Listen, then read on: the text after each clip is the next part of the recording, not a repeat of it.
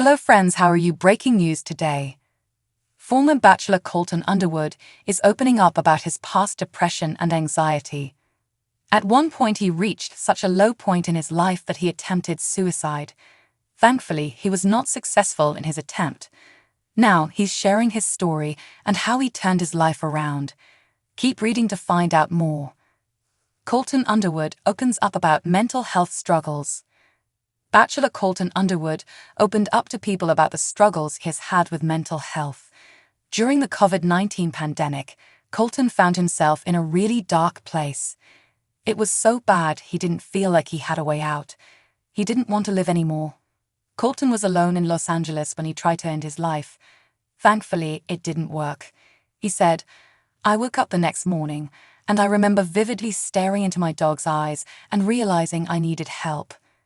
That was my moment of, I have to make some changes because I'm not healthy right now." At that point, he knew he needed help. So, Colton got in the car and drove home. He said, "I immediately loaded my dog into my Jeep and drove 15 hours to Colorado to my parents, and I told them everything that was going on. The next week, I was seeing a therapist and a psychologist and getting on a game plan." Why was he struggling? Colton Underwood was struggling in part because of concealing who he really was for so long. It wasn't until 2021 that he came out to the world. Once he did, he was much happier. He is happy, but that doesn't mean he doesn't have issues sometimes. He recognizes that mental health is a continuous journey. Colton said, "I think that for different people, different things are going to work at different times. I needed peers at times. I needed a therapist at times. I needed a psychologist at times. I needed medication at times."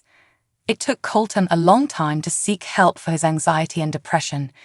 He hopes his own journey can help others be able to speak out and admit they need to get help. Colton decided to try and help others by becoming the Chief Community Officer for White Flag, a free mental health app that provides specialized and anonymous peer-to-peer support to those struggling. Since becoming a father, Colton is even more dedicated to making the world a better place for his son. What do you think about Colton opening up about his failed suicide attempt? If you or someone you know is considering suicide, please contact the 988 Suicide and Crisis Lifeline by dialing 988. Text STRENGTH to the crisis text line at 741,741 or go to 988lifeline.org. Stay tuned for more updates on all your Bachelor Nation favorites. Grant Ellis is currently filming his season of The Bachelor and has just made his choice about which 4 women will be getting a hometown date. Reality Steve has been able to get this information for fans who cannot wait to watch the season play out starting in January. Who are the final 4 lucky ladies? Keep reading to find out more. Warning: spoilers ahead. Reality Steve reveals The Bachelor Final 4 spoilers for Grant Ellis. Reality Steve went to social media on Saturday to share exciting news for fans of The Bachelor. Grant Ellis actually has something happening with his season that Steve shared hasn't happened in 13 seasons. At first, Steve couldn't figure out why, but after a fan email, he realized that ABC would be airing playoff games for college football in January. This is the first year that playoffs have been extended to include 12 teams. Plus, the College Football National Championship airs in January as well. Therefore, Grant will not have as long of a season as other leads have had. Normally, The Bachelor will have 7 episodes before hometown dates. However, Grant will only have 5 episodes before heading to his final 4 hometown dates. Ellis was actually filming a hometown date yesterday, October 11.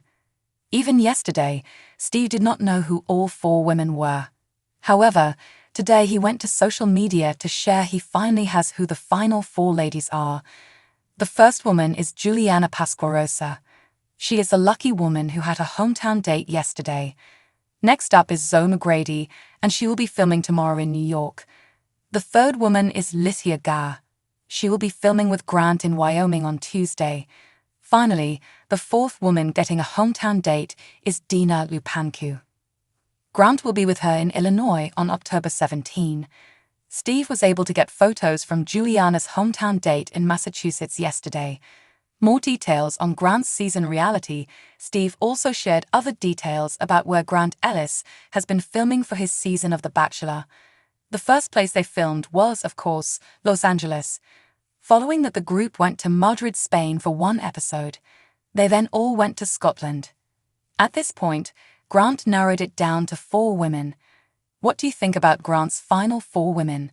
Stay tuned for more updates and spoilers. Jen Tran and Sasha Farber are close enough to spark dating rumors. But it's not always a love-love relationship. She reveals one thing she does that her Dancing with the Stars partner absolutely hates.